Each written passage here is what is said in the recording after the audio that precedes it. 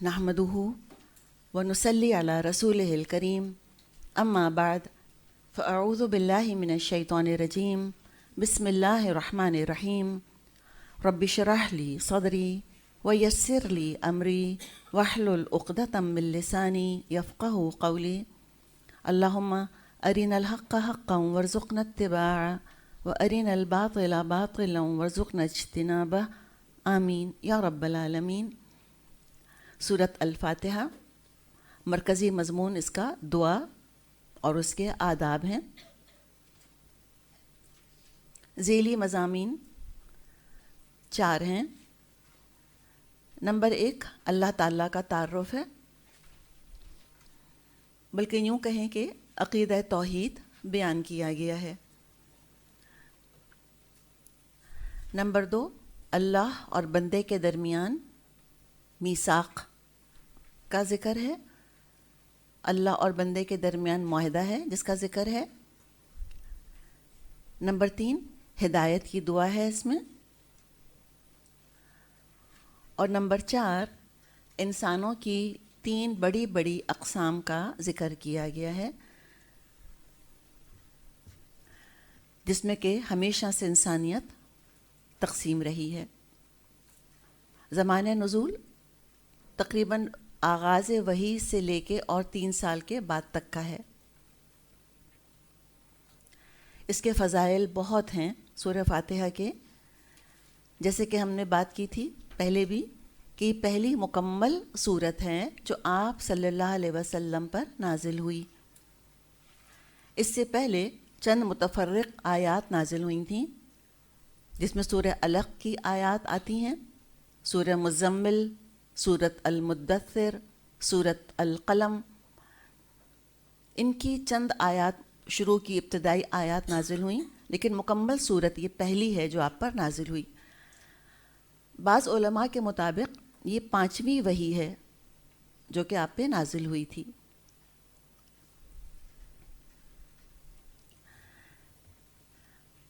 ابن عباس رضی اللہ عنہما سے روایت ہے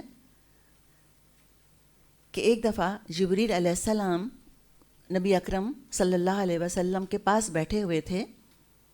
انہوں نے اپنے اوپر زور سے دروازہ کھولنے کی آواز سنی۔ کس نے سنی؟ جبریل علیہ السلام نے۔ سر اٹھایا انہوں نے اور فرمایا، یہ آسمان کا ایک دروازہ ہے جو آج کھولا گیا ہے اور آج سے پہلے کبھی نہیں کھولا گیا۔ تو اس سے ایک فرشتہ اترا۔ پھر فرمایا جبریل علیہ السلام نے، یہ فرشتہ زمین پر اترا ہے جو آج سے پہلے کبھی نہیں اترا۔ اس فرشتے نے آپ صلی اللہ علیہ وسلم کو سلام کیا اور کہا کہ آپ کو 2 نوروں کی خوشخبری ہو جو آپ کو دیے گئے ہیں اور آپ سے پہلے کبھی کسی نبی کو نہیں دیے گئے۔ اور وہ 2 نور کون سے ہیں؟ نمبر 1 فاتحۃ الکتاب یعنی سورۃ الفاتحہ، اور سورہ بقرہ کی آخری آیات۔ فاتحۃ الکتاب اور سورہ بقرہ کی آخری آیات۔ آپ ان دونوں میں سے جو حرف بھی پڑھیں گے وہ چیز آپ کو ضرور عطا کر دی جائے گی۔ ان دونوں میں سے جو حرف بھی آپ پڑھیں گے وہ چیز آپ کو ضرور عطا کر دی جائے گی۔ صحیح مسلم میں یہ حدیث موجود ہے۔ تو انشاءاللہ تعالیٰ بہت دل سے ہم کو یہ سورت پڑھنی ہے تاکہ اللہ تعالیٰ ہم کو یہ سب عطا کر دے جو ہم اس میں مانگ رہے ہیں۔ ایک اور حدیث ہے، آپ صلی اللہ علیہ وسلم نے فرمایا، والذی نفسی بیدہ، قسم اس ذات کی جس کے ہاتھ میں میری جان ہے، ما انزلت فی التوراۃ ولا فی الانجیل ولا فی الزبور ولا فی القرآن مثلہا، کہ اس جیسی صورت، سورہ فاتحہ جیسی صورت نہ تو کبھی تورات میں نازل ہوئی اور نہ انجیل میں نازل ہوئی اور نہ زبور میں نازل ہوئی اور نہ خود قرآن میں نازل ہوئی، یعنی بے مثال صورت ہے۔ ما انزلت فی التوراۃ ولا فی الانجیل ولا فی الزبور ولا فی الفرقان. فرقان کس کو کہا؟ قرآن کو، کہ قرآن میں بھی ایسی صورت نازل کوئی دوسری نہیں ہوئی ہے. مثلہا، اس جیسی. وَإِنَّهَا سَبْعٌ مَثَانِي وَالْقُرْآنُ الْعَظِيمُ الَّذِي أُعْطِيَتَهُ، کہ یہ قرآن ہے، یہ سبع المثانی ہے، 7 بار بار دہرائی جانے والی آیات ہیں، اور قرآن عظیم ہے جو کہ مجھ کو عطا کیا گیا ہے. بخاری اور مسلم میں حدیث ہے، آپ صلی اللہ علیہ وسلم نے فرمایا لا صلاۃ لمن لم یقرأ بفاتحۃ الکتاب، اس شخص کی کوئی نماز نہیں ہے جو کہ اپنی نماز میں سورہ فاتحہ نہیں پڑھتا.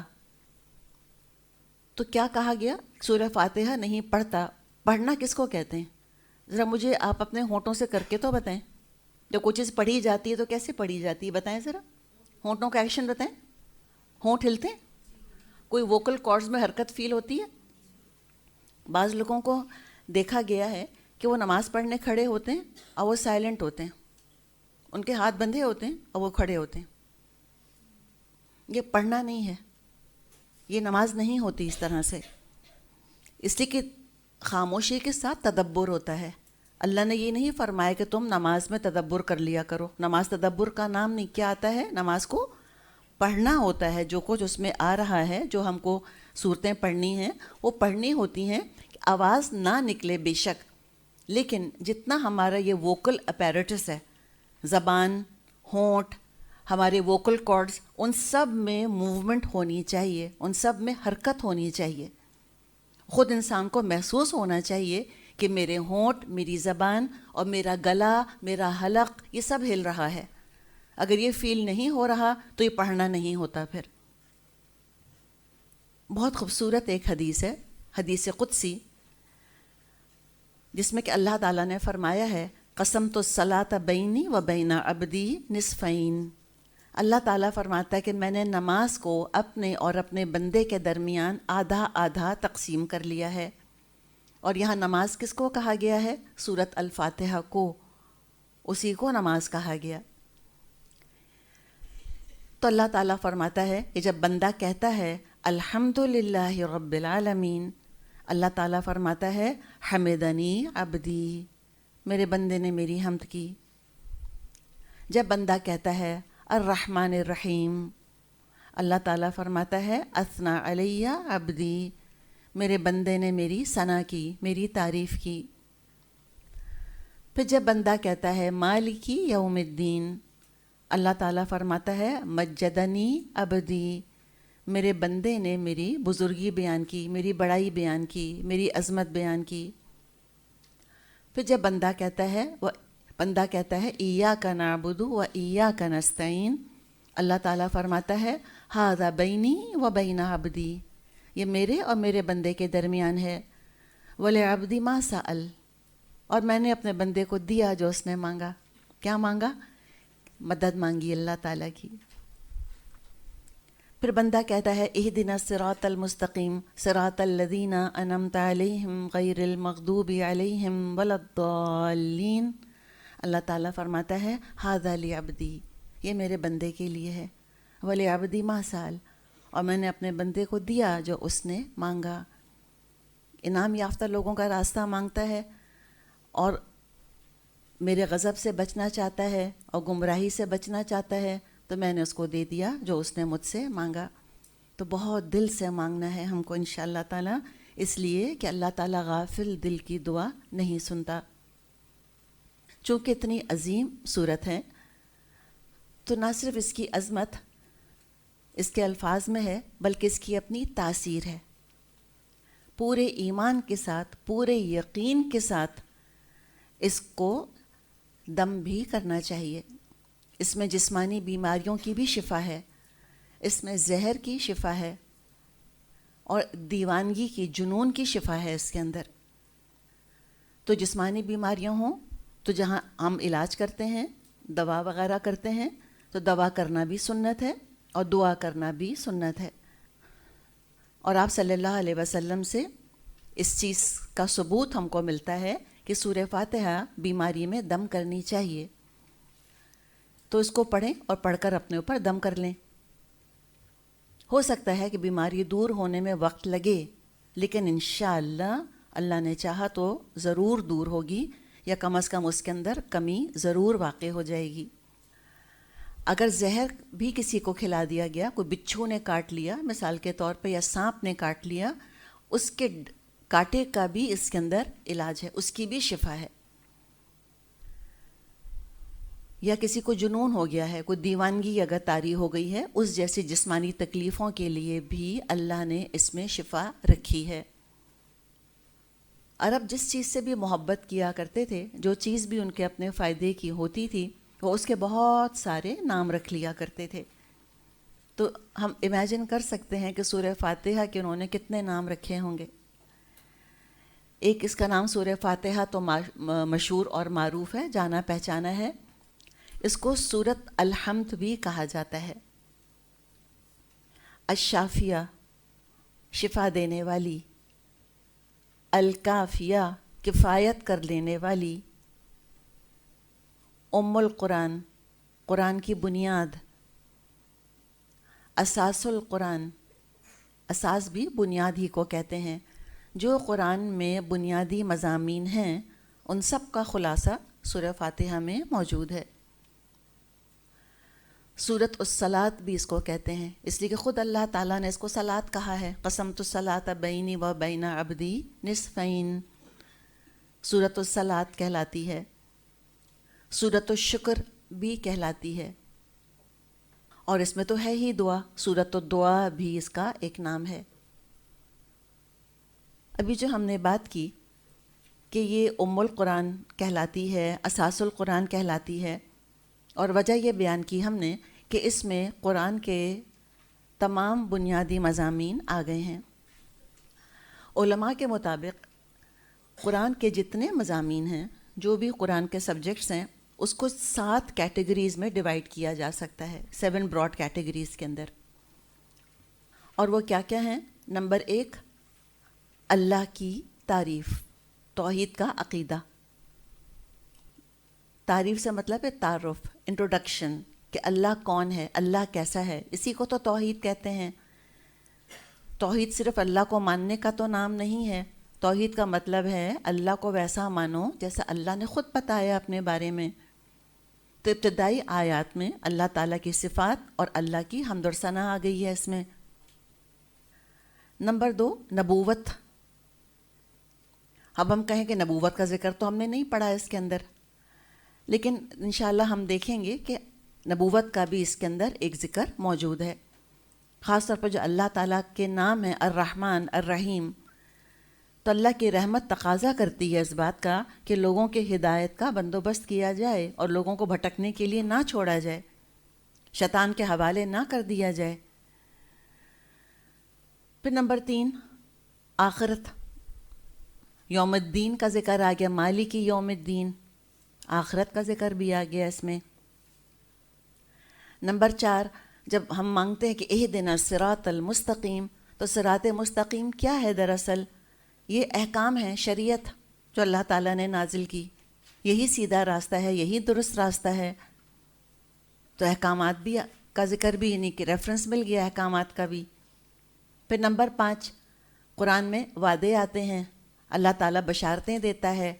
کن کو؟ نیک لوگوں کو، انعام یافتہ لوگوں سے اچھے اچھے وعدے کیے گئے ہیں. تو ہم نے وہ بھی مانگا ہے اس میں، صراط الذین انعمت علیہم. پھر نمبر 6، وعید. وعید کہا جاتا ہے دھمکیوں کو، وارننگز. نافرمانوں کو، مغضوب علیہم لوگوں کو، ضالین کو ڈرایا گیا ہے، خبردار کیا گیا ہے، وارننگز دی گئی ہیں تاکہ وہ باز آ جائیں اپنی غلطیوں سے اور گمراہیوں سے.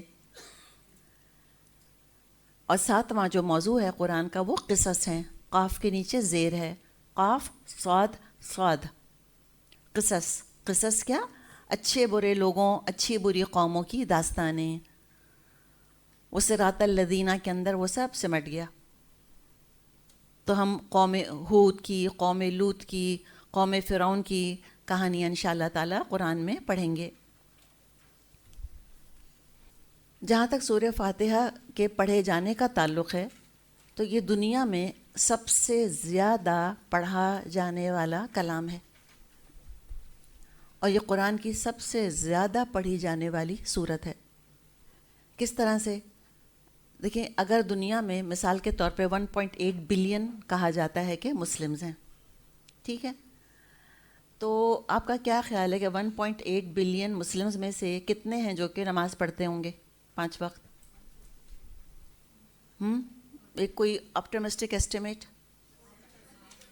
ہر 10 میں سے کتنے؟ 2، مثال کے طور پہ 20%، ٹھیک ہے، چلیں ہم یعنی کنزرویٹو ایسٹیمیٹ یا ایک ریئلسٹک ایسٹیمیٹ اگر ہم لیں تو چلیں اگر 20% بھی پابندی سے نماز پڑھتے ہیں تو ایک دن میں 1,800,000,000 ٹائمز یہ سورت پڑھی جاتی ہے،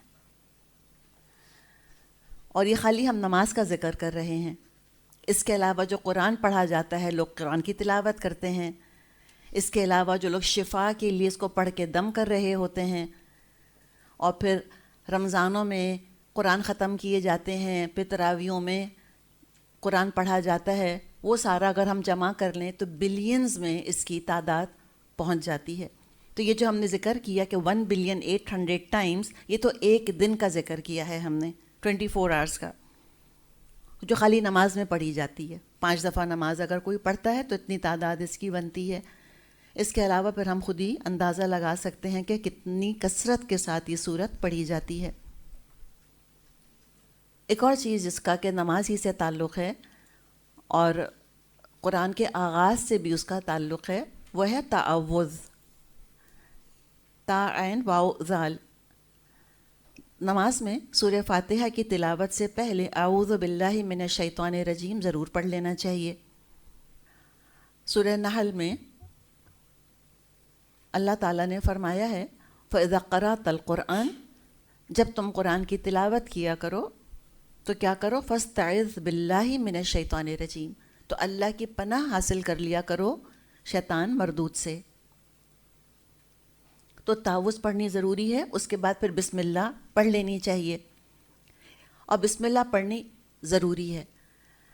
ہاں یہ ہے کہ جیسے کہ جب جماعت ہو رہی ہوتی ہے جس میں کہ اونچی آواز میں تلاوت ہوتی ہے، تو بعض جگہ جو امام ہیں وہ اونچی آواز میں بسم اللہ الرحمن الرحیم الحمد للہ رب العالمین یوں شروع کرتے ہیں، اور بعض دفعہ ہم یہ سنتے ہیں کہ امام جب نماز پڑھانی شروع کرتے ہیں تو وہ الحمد للہ رب العالمین سے شروع کرتے ہیں اور بسم اللہ الرحمن الرحیم اونچی آواز میں نہیں پڑھتے۔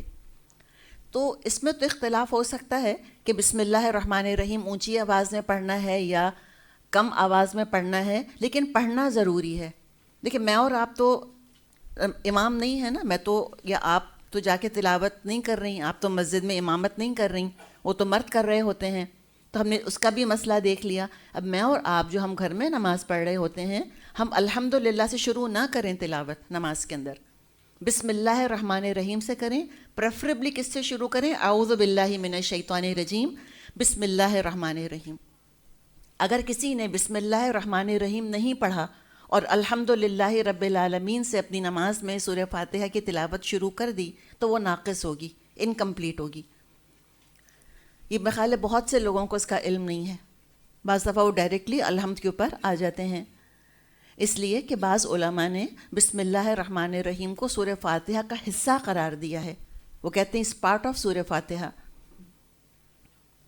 اور اگر ان علماء کی بات ہم لیں جن کا کہنا یہ ہے کہ نہیں یہ سورہ فاتحہ کا حصہ نہیں ہے بسم اللہ الرحمن الرحیم، بلکہ اللہ تعالیٰ نے بسم اللہ الرحمن الرحیم کو 2 صورتوں میں فرق کرنے کے لیے رکھا ہے۔ ایک صورت ختم ہو رہی ہوتی ہے، اگلی صورت جب شروع ہو رہی ہوتی ہے تو شروع ہونے سے پہلے بسم اللہ پڑھا جاتا ہے، وہ بھی پڑھنا نہایت ضروری ہے۔ علماء کہتے ہیں اگر کسی نے قرآن پڑھا اور اس نے ہر صورت کے آغاز میں بسم اللہ الرحمن الرحیم نہیں پڑھی تو اس کا قرآن بھی کمپلیٹ نہیں ہوگا، ناقص قرار دیا جائے گا۔ صرف ایک صورت ہے قرآن کی جس کے آغاز میں بسم اللہ الرحمن الرحیم نہیں پڑھی جاتی، اور وہ ہے سورۃ التوبہ۔ اور ہم نے ویسے بھی 30ویں پارے میں پڑھا ہے، سورۃ علق میں یہ مضمون موجود ہے کہ اقرأ بسم ربک الذی خلق، پڑھ اپنے رب کے نام سے جس نے کہ پیدا کیا۔ تو اللہ کے نام سے ہر کام کا آغاز کرنا چاہیے۔ بسم اللہ کوئی معمولی کلمہ نہیں ہے۔ جیسے بھی ہم نے بات کی کہ 113 دفعہ تو یہ سورتوں کے آغاز میں آتی ہے، ایک دفعہ یہ سورت کا حصہ بن کر بھی آئی ہے۔ بسم اللہ الرحمن الرحیم سورہ نمل کا یہ حصہ ہے، آیت نمبر 30 سورہ نمل کی ہے، آیت نمبر 30، اس میں یہ اس کا حصہ بن کر آئی ہے، بسم اللہ الرحمن الرحیم۔ اور اللہ کے نام سے کام کا آغاز کرنا خود بہت سے فائدوں کا حامل ہوتا ہے۔ پہلے اللہ کا نام لے انسان، پھر کام شروع کرے۔ تو بسم اللہ الرحمن الرحیم کا مطلب ہے کہ میں شروع کرتی ہوں اللہ کے نام سے۔ بعض دفعہ جب محاورہ ترجمہ ہم سنتے ہیں اس میں آتا ہی یہ ہے کہ میں شروع کرتا ہوں اللہ کے نام سے، حالانکہ شروع لکھا ہوا نہیں ہے اس کے اندر، وہ انڈرسٹوڈ ہے۔ ہر کام جو ہمیں کرنا ہے وہ بسم اللہ سے کرنا ہے۔ عادت ڈال لیں، گھر میں داخل ہوں بسم اللہ، کنڈی لگائیں بسم اللہ، تالا کھولیں بسم اللہ، پانی پئیں بسم اللہ۔ اس کو وظیفہ بنا لیں سانس کی طرح کہ بس کتاب کھولی بسم اللہ، اٹھے بسم اللہ، بیٹھے بسم اللہ، بس بسم اللہ کو روٹین بنا لیں، ہر چیز میں اس کا نام لے لیا کریں اپنے رب کا۔ تو دراصل یہ جو بسم اللہ ہم کہہ رہے ہیں یہ کوئی عربوں نے پہلی دفعہ نہیں سنا، یہ بہت قدیم کلمہ ہے۔ اور یہ جو اللہ کا جو ہم لفظ بولتے ہیں یہ اللہ کا اپنا ذاتی نام ہے، اور اللہ کے نام کے بہت سارے فائدے ہیں، اور قدیم بہت ہے۔ کتنا قدیم؟ نوح علیہ السلام جب اپنی کشتی پر سوار ہو رہے تھے تو انہوں نے کیا کہا تھا؟ انہوں نے کہا تھا بسم اللہ مجریہا و مرساہا، اللہ ہی کے نام سے اس کا چلنا کشتی کا، اللہ ہی کے نام سے اس کا لنگر انداز ہونا ہے۔ اور نوح علیہ السلام کے بارے میں ہم کو کوئی دلیل نہیں ملتی کہ وہ عربی زبان بولا کرتے تھے، جو بھی ان کی اپنی زبان تھی۔ اور نوح علیہ السلام تو پری ہسٹورک فگر ہیں، تو انہوں نے بھی اللہ کا نام اللہ ہی لیا تھا۔ سلیمان علیہ السلام انہوں نے اپنے خط کی ابتدا جب کی تھی اور ملکہ سبا کو خط لکھا تھا، اس میں بھی انہوں نے لکھا تھا بسم اللہ الرحمن الرحیم۔ تو دراصل بندے کا اللہ کا نام لینا اس بات کا انڈیکیٹر ہے، اس بات کا عکاس ہے کہ وہ نیت کر رہا ہے۔ کیا نیت کر رہا ہے؟ کہ میں جو بھی کام کر رہا ہوں اس میں میری نیت خالص اللہ کے لیے ہے۔ ہم کہتے ہیں نا کہ ہر کام میں نیت کریں اللہ کے لیے، تو کیسے کریں؟ ہم نے کہا یہ تو امپاسبل ہے کہ پین اٹھاؤں میں کہوں اچھا میں یہ اللہ کے لیے اٹھا رہی ہوں، رکھوں تو کہوں کہ اللہ کے لیے رکھ رہی ہوں، اب میں پانی پیوں تو کہوں کہ میں تو اللہ کی خاطر پی رہی ہوں۔ یہ بڑا مشکل ہے۔ تو اس میں کیا کرے انسان؟ بسم اللہ، بسم اللہ۔ گلاس اٹھایا بسم اللہ، نوالا اٹھایا بسم اللہ، اس میں اخلاص آ جاتا ہے۔ ہر کام جو ہے ہمارا عبادت بنتا چلا جائے گا۔ ہر جائز حلال کام جس کی شریعت نے ہم کو اجازت دی ہے، اگر اس پہ اللہ کا نام لے لیا گیا تو فری اپ گریڈ مل جاتا ہے اس کو، کس کا؟ نیکی کا، جنت کی کرنسی۔ اس سے بڑا مجھ کو بتائیں اور کیا فیور ہوگا اللہ کا اور اللہ کے نام کی اس سے زیادہ برکت اور کیا ہوگی کہ ہر معمولی کام نیکی بن جائے ہمارا۔ پھر جس چیز پر اللہ کا نام لے لیا جائے اس میں برکت ہوتی ہے۔ آپ آزما کے دیکھیں، انشاءاللہ آپ روٹین کر لیں کہ آپ اگر الائچی بھی کھانی ہے، چاکلیٹ بھی کھانی ہے، بسم اللہ کہہ کے کھائیں۔ بچوں کو دے رہے ہیں نا، ماں بسم اللہ کہہ کے بچے کے ہاتھ میں پکڑائے۔ بسکٹ بھی کھا رہے ہیں، بعض دفعہ ہم یہ سوچتے ہیں کہ اچھا جب ہم باقاعدہ کھانا کھانے بیٹھیں گے، دال چاول کھائیں گے تو بسم اللہ پڑھیں گے۔ کچھ بھی کھائیں بسم اللہ کہہ کر کھائیں، اور آپ دیکھیں انشاءاللہ تعالیٰ بیماریوں سے کتنا بچیں گے۔ آزما کے دیکھیں انشاءاللہ، اور کتنی اللہ تعالیٰ برکت دے گا۔ اور پھر اللہ کا ساتھ، اللہ کی مدد شامل حال ہوتی ہے۔ تو بسم اللہ کس کے لیے آتا ہے؟ اللہ کا ساتھ حاصل کرنے کے لیے، اللہ کی مدد مانگنے کے لیے۔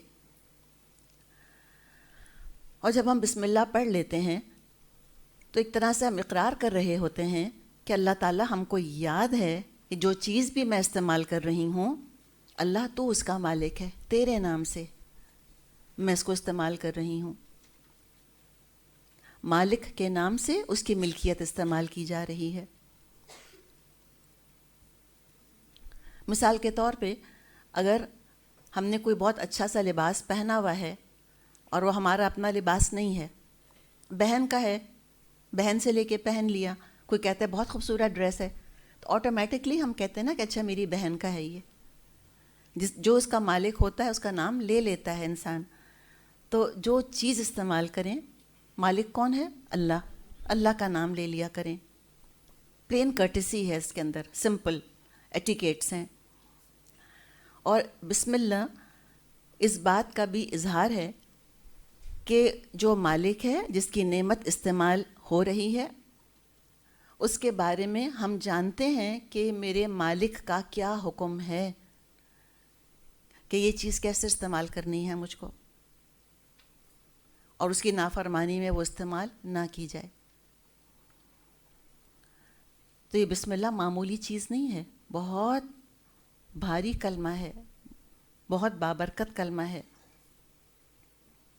ایک واقعہ آتا ہے آپ صلی اللہ علیہ وسلم کے زمانے کا، ایک صحابی کے اونٹ نے ٹھوکر کھائی، یعنی کہ وہ ریئر کر گیا نا۔ وہ پتہ ہے جانور بعض دفعہ ڈر جاتا ہے یا کچھ ہوتا ہے تو وہ اٹھ جاتا ہے، اپنے آگے کے پاؤں کھڑے کر لیتا ہے، گھوڑا بھی کرتا ہے اس طرح سے، اونٹ بھی بعض دفعہ کرتا ہے۔ تو جب اس طرح سے وہ اونٹ گھبرا گیا تو ان صحابی نے جو کہ آپ صلی اللہ علیہ وسلم کے ساتھ تھے، انہوں نے کہا کہ تئس الشیطان، برباد ہو جائے شیطان، یعنی کہ شیطان نے ڈرا دیا اس کو، شیطان کی طرف سے ہے تکلیف والی چیزیں۔ تو اس پر آپ صلی اللہ علیہ وسلم نے فرمایا اس طرح مت کہو، یعنی کہ شیطان کو یاد نہیں کیا کرو۔ اگر تم شیطان کا ذکر کرو گے وہ گھر سے بھی زیادہ بڑا ہو جائے گا، اس کا مطلب ہے کہ شیطان کا سائز بھی چھوٹا بڑا ہوتا رہتا ہے۔ کہا کہ وہ گھر سے بھی زیادہ بڑا ہو جائے گا، بلکہ تم کہو بسم اللہ۔ جیسے بچے بھی دیکھیں کبھی ٹھوکر کھاتے ہیں تو فوراً بڑے کہتے ہیں نا بسم اللہ، ہوتا ہے نا اس طرح سے۔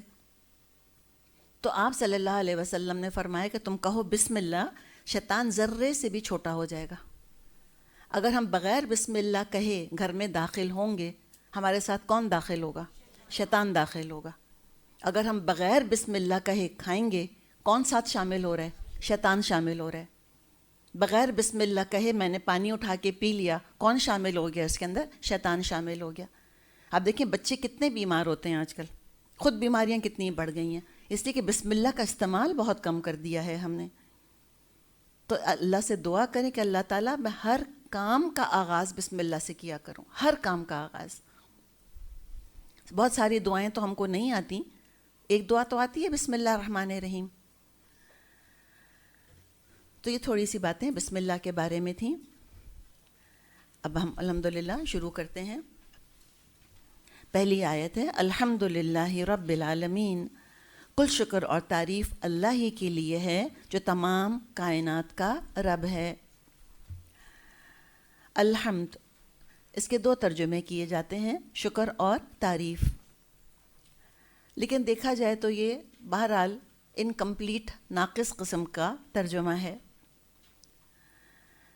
تعریف جس کو ہم کہتے ہیں اردو میں، عربی زبان میں تعریف کا لفظ استعمال نہیں ہوتا۔ عربی زبان میں تعریف کا مطلب ہوتا ہے انٹروڈکشن، تعارف کرنا کسی کا، کسی کو انٹروڈیوس کرانا۔ عربی زبان میں لفظ مدح استعمال کیا جاتا ہے، میم دال ہا۔ اردو میں بھی کہتے ہیں مدح، کسی کے مدح کرنا، ثنا کرنا، تعریف کرنا۔ تو جہاں تک تعریف کا تعلق ہے، آپ کا کیا خیال ہے؟ ہر تعریف سچی ہوتی ہے؟ بعض دفعہ لوگ بالکل جھوٹی تعریف کر رہے ہوتے ہیں، کوئی سچ شامل نہیں ہوتا اس کے اندر۔ تو یہی مسئلہ ہے تعریف کا کہ تعریف سچی بھی ہو سکتی ہے اور جھوٹی بھی ہو سکتی ہے۔ نمبر 2، ایسی چیز کی تعریف بھی ہو سکتی ہے جس کا کریڈٹ انسان کو نہ جاتا ہو سکتا ہے کہ کسی نے وہی والی بات کہ ہمیں کوئی بہت اچھا ڈریس بھیج دیا، ہم نے پہن لیا، کسی نے کہا بہت خوبصورت ڈریس ہے، تو ڈریس کی تعریف ہو رہی ہے، ہمارا کریڈٹ تو نہیں ہے کوئی اس کے اندر، نہ ہم نے خریدا، نہ سلوایا، نہ بنایا۔ تو بعض دفعہ ایسی چیزوں کی بھی تعریف ہوتی ہے جس کا کریڈٹ انسان کو خود نہیں جاتا۔ پھر بے جان چیزوں کی بھی تو تعریف ہوتی ہے کہ نہیں؟ جیسے کپڑوں کی یا گاڑی کی یا پھول کی، مثال کے طور پہ۔ بے عقل چیزوں کی بھی تعریف ہوتی ہے، بے جان بے عقل چیزوں کی بھی تعریفیں ہو جاتی ہیں۔ اب حمد کی طرف ہم آتے ہیں۔ حمد کا ترجمہ تو کر لیا ہم نے تعریف، لیکن ہم نے کیا کہا کہ بہت ناقص ترجمہ ہے، بڑا ہی انکمپلیٹ ترجمہ ہے۔ حمد دل کی سچی کیفیت کا نام ہے۔ حمد جھوٹی نہیں ہو سکتی، اور حمد اللہ کے علاوہ اور کسی کی نہیں ہو سکتی۔ دوسری چیز جو ترجمے میں کی جاتی ہے، تعریف کے ساتھ ہم کیا کہتے ہیں؟ کل شکر، کل شکر کل تعریف، ٹھیک ہے نا؟ اچھا، شکر کا بھی جو لفظ ہے اس کو دیکھیں۔ شکر کسی احسان یا نعمت ملنے پر ادا کیا جاتا ہے۔ تھینکس اسی وقت ہم کہتے ہیں نا، کسی نے کوئی چیز ہم کو دی، یا کوئی ہمارے ساتھ کسی نے احسان کا معاملہ کیا، کوئی ہم کو oblige کیا، احسان کا معاملہ ہوا، کچھ کھلا دیا، کوئی تحفہ دے دیا، ہم کہتے ہیں تھینک یو۔ کسی نے پانی پلا دیا، ہم کہتے ہیں تھینک یو۔ یعنی کسی کے ذات سے جب ہم کو فائدہ پہنچتا ہے تو پھر ہم اس کا شکریہ ادا کرتے ہیں۔ جبکہ حمد شکریہ کے طور پہ نہیں کی جاتی، حمد اللہ کی اس لیے کی جاتی ہے کہ اللہ ہے ہی اس قابل، بیکاز آف ہو ہی از۔ اللہ ہے ہی اس قابل کہ اس کی حمد کی جائے۔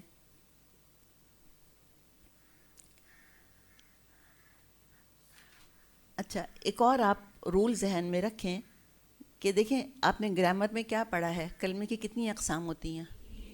اسم، فعل اور حرف، ہے نا؟ اسم اور فعل پہ کنسنٹریٹ کریں۔ ایک عربی زبان کا قاعدہ ہے کہ اسم جو ہوتا ہے فعل سے زیادہ طاقتور ہوتا ہے۔ اسم فعل سے زیادہ طاقتور ہوتا ہے۔ ناؤن از مور پاورفل دین دا ورب۔ وہ کیوں؟ دیکھیں ورب تو ٹیمپرری ہوتا ہے، یا تو ماضی میں ہو چکا، ختم ہو گیا ہو کر، ٹھیک ہے نا، یا مستقبل میں ہوگا یا ابھی ہو رہا ہے، لیکن جو بھی کام ہوتا ہے وہ عارضی ہوتا ہے، ٹیمپرری ہوتا ہے، ایک ٹائم پیریڈ کے لیے ہوتا ہے، پھر ختم ہو جاتا ہے اس کے بعد، یہی ہوتا ہے نا۔ تو اسی لیے فعل جو ہوتا ہے وہ کمزور ہوتا ہے، اسم زیادہ طاقتور ہوتا ہے۔ تو الحمد مجھے بتائیں کہ اسم ہے کہ فعل؟ اسم ہے، الحمدللہ۔ تو یہاں فعل استعمال نہیں ہوا، فعل میں زمانہ ہوتا ہے، اور اللہ تو زمانے سے ماورا ہے۔ ماورا کیا؟ بلند ہے۔ زمانہ کب بنا؟ جب کائنات وجود میں آئی۔ جب بگ بینگ ہوا تو ہمیں سائنٹسٹ کیا بتاتے ہیں کہ بگ بینگ کے ساتھ time, space, matter, energy create ہوا۔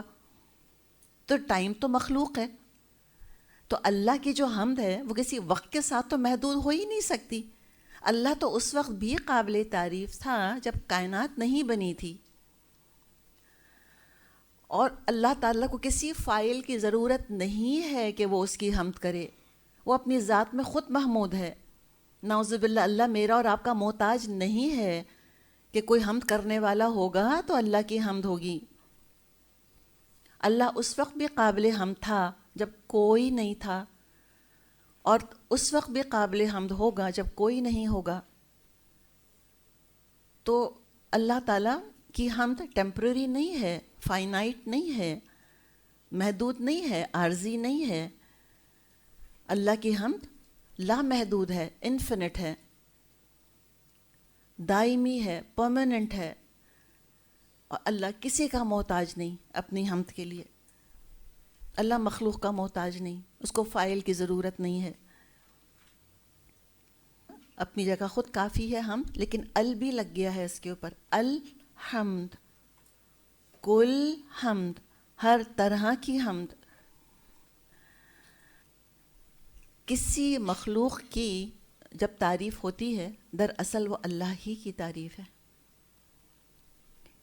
کسی مصور کے شاہکار کی جب تعریف کی جاتی ہے اصل میں تعریف تو پھر مصور کی ہے۔ تو کسی کی کسی خوبی کا جب ذکر کیا جائے، کسی کے حسن کا، کسی کے ذہن کا، کسی کی صلاحیت کا، ٹیلنٹ کا، ڈسکوری کا، انوینشن کا، کوئی آرٹسٹری کا، تو وہ کیا ہے؟ وہ اللہ ہی کی تو حمد ہے۔ آپ کو پتہ ہوگا کہ یہ جو نیچرل پینٹنگز ہوتی ہیں جس میں کہ نیچر کو ڈپکٹ کیا جاتا ہے وہ بھی لاکھوں کروڑوں کی بکتی ہیں، چاہے مونا لیزا ہی کیوں نہ ہو. تو مونا لیزا کی تصویر ہی بنائی تھی نا.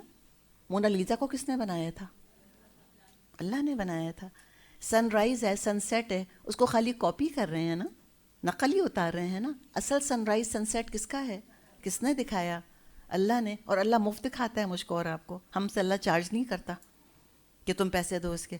لوگ کروڑوں کروڑوں کی تصویریں خرید کے لگاتے ہیں، اللہ روز دکھا رہا ہوتا ہے ہم کو. تو کیسے ہم نہ کریں اس کی؟ ہم کیسے الحمدللہ نہ کہیں جب ہم سورج کو طلوع ہوتا یا غروب ہوتا دیکھیں؟ تو تارے کی تعریف کریں یا تتلی کی تعریف کریں یا انسان کی تعریف کریں یا درخت کی یا کسی جانور کی، سب تعریفیں اللہ کے لیے ہیں. تتلی کو اڑتا دیکھیں، کیسے ہو سکتا ہے کہ انسان کے دل سے الحمدللہ سبحان اللہ نہ نکلے کہ کیا اللہ تعالیٰ نے مخلوق بنائی ہے، کتنی خوبصورت. اور یہ جو الحمدللہ ہے یہ پہلا کلمہ تھا جو پہلے انسان کی زبان سے نکلا تھا. کون تھا پہلا انسان؟ آدم علیہ السلام. جب آدم علیہ السلام کا پتلا بنایا گیا اور اللہ تعالیٰ نے ان میں روح پھونکی تو ان کی ناک کے ذریعے روح پھونکی گئی تھی. ہم کو روایات میں احادیث میں یہ مضمون ملتا ہے. تو جب ان کے اندر روح پھونکی گئی تو ان کو چھینک آئی، اس پر انہوں نے کہا الحمدللہ. تو اتنا پرانا کلمہ، پہلا کلمہ جو کہ ایک پہلے انسان کی زبان سے نکلا تھا وہ الحمدللہ ہی تھا. تو جب انہوں نے کہا آدم علیہ السلام نے الحمدللہ تو جواب ملا یرحمک اللہ یا آدم، اللہ آپ پہ رحم کرے اے آدم. اور ہم بھی تو یہی کرتے ہیں نا، کوئی چھینکتا ہے تو ہم الحمدللہ کہتے ہیں. تو جواب دینا آپ کو پتہ ہے نا واجب ہے، ضروری ہے. کوئی چھینکنے کے بعد اگر الحمدللہ کہتا ہے ہم کیا کہیں؟ یرحمک اللہ. تو الحمدللہ، کل شکر کل تعریف اللہ کی ہے. تو بنیادی طور پہ 4 نعمتیں ہیں جن پر اللہ کی حمد کی جاتی ہے. کوئی مانے یا نہ مانے، اللہ نے تو دیا ہے. اللہ کافر کو بھی دیتا ہے، مومن کو بھی دیتا ہے. اللہ حمد کرنے والوں کو بھی دیتا ہے اور حمد نہ کرنے والوں کو بھی دیتا ہے. لیکن دیا تو اللہ نے ہے، کوئی مانے یا نہ مانے. تو 4 بنیادی نعمتیں ہیں جن پر اللہ کی حمد کرنی چاہیے. پہلی نعمت ہے نعمت الایجاد، بلیسنگ آف کریشن، کہ اللہ ہمیں وجود میں لے کر آیا. کہاں مٹی میں ہمارے ایلیمنٹس پڑے تھے، ہم ایسے رلتے ملتے پڑے رہتے کہیں، کیسے اللہ نے جمع کر کے انسان بنا دیا مجھ کو. تو نعمت الایجاد، بلیسنگ آف کریشن، الحمدللہ اللہ نے ہم کو پیدا کیا. اور پیدا کرنے کے بعد چھوڑ نہیں دیا ہمیں ہمارے حال پہ کہ جاؤ خود ہی اپنی تم آکسیجن پروڈیوس کرو اور خود ہی جو ہے وہ تم اپنے کھانے کا سامان پیدا کرو. نہیں، دوسری نعمت اس نے دی نعمت الامداد، بلیسنگ آف سسٹیننس.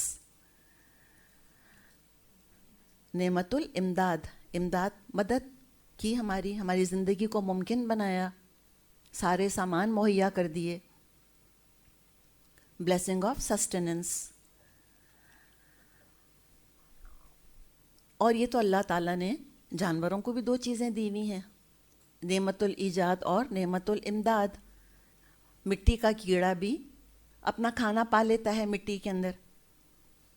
ایک انسان ہونے کے ناطے مزید اللہ تعالیٰ نے نعمتیں عطا کی ہیں مجھ کو اور آپ کو. اور وہ تیسری نعمت کیا ہے؟ نعمت الہدا والرشاد، ہدایت اور ارشاد. ارشاد ہم کہتے ہیں ارشاد فرمائیے، ارشاد فرمائیے والا ارشاد نہیں ہے، ارشاد رشد سے بنا ہے، ہدایت سے، سیدھے راستے کی ہدایت دی ہے. نعمت الہدا، ہدایت دی اللہ تعالیٰ نے، بلیسنگ آف گائیڈنس. اور اللہ تعالیٰ نے کیا نعمت دی ہے؟ نعمت التقویم. تقویم سمجھتے ہیں؟ سیدھا کر دینا. نعمت التقویم بالبلا. کیا ہے یہ؟ Blessing of tribulation. نعمت التقویم بالبلا. بلا کس کو کہتے ہیں؟ مصیبت کو. آزمائشوں کے ذریعے ہماری کمزوریاں دور کیں اور ہمارے درجات بلند کیے. تو یہ 2 نعمتیں جو ہم نے بعد میں ڈسکس کی ہیں یہ خصوصی طور پہ انسان کے ساتھ ہیں. تو کیا کیا ہوئیں 4 نعمتیں؟ نمبر 1 نعمت الایجاد، نمبر 2 نعمت الامداد، نمبر 3 نعمت الارشاد یا نعمت الہدا، اور نمبر 4 کیا ہے چوتھی نعمت؟ نعمت التقویم بالبلا، the blessing of creation, blessing of sustenance, blessing of guidance اور blessing of tribulation and trial.